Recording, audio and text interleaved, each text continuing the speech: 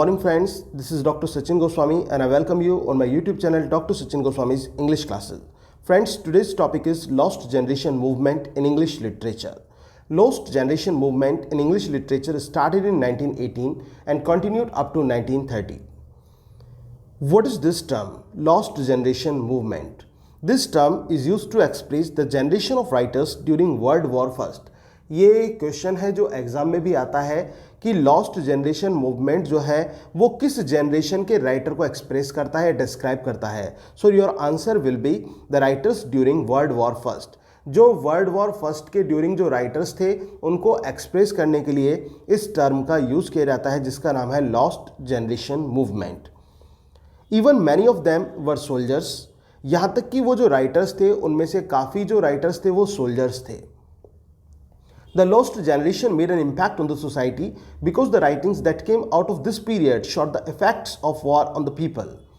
ये जो lost generation है इसका सोसाइटी पर बहुत ज़्यादा इम्पैक्ट पड़ा क्योंकि दोस्तों जो वर्क इस समय निकल कर आया, जो लेखन कार्य इस समय हुआ उसमें ये दर्शाया गया कि युद्ध का किस प्रकार से लोगों पर एक प्रभाव पड़ा था, एक बुरा प्रभाव पड़ा था.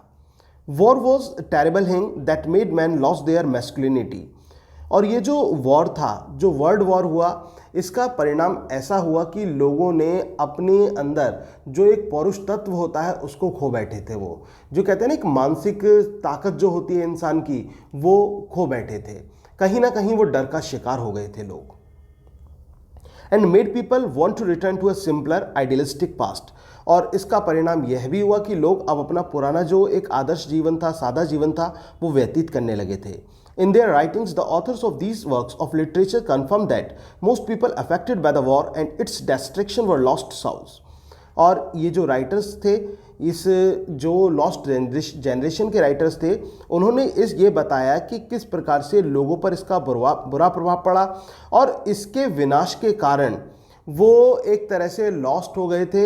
And they were called lost souls और उनको लॉस्ट सॉल्स के नाम से जाना जाने लगा था.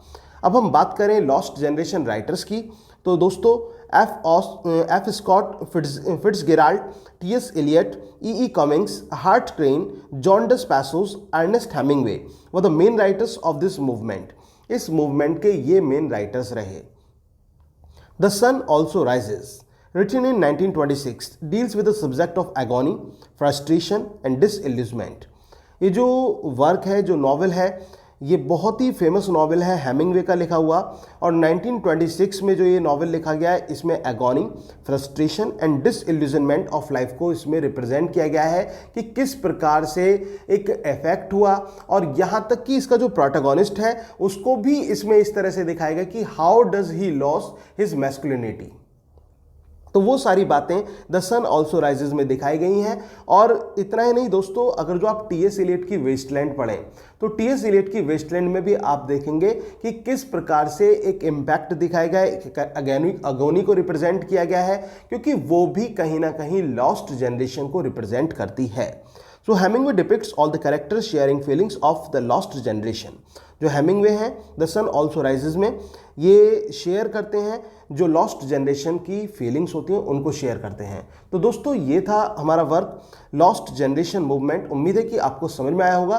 दोस्तों अगर आपको ये वीडियो अच्छी लगी हो या फिर मेरी अन्य वीडियोस अच्छी लग रही हो जो मैं आपके लिए तैयार करा रहा हूँ UP TGT PGT KVS NVS DSSSB और UGC नेट इंग्लिश के लिए, तो प्लीज़ चैनल को सब्सक्राइब कर लीजिएगा और वीडियो को लाइक और शेयर करना और कमेंट करना ना भूलिए. Thank you very much. Yours doctor Sachin Goswami.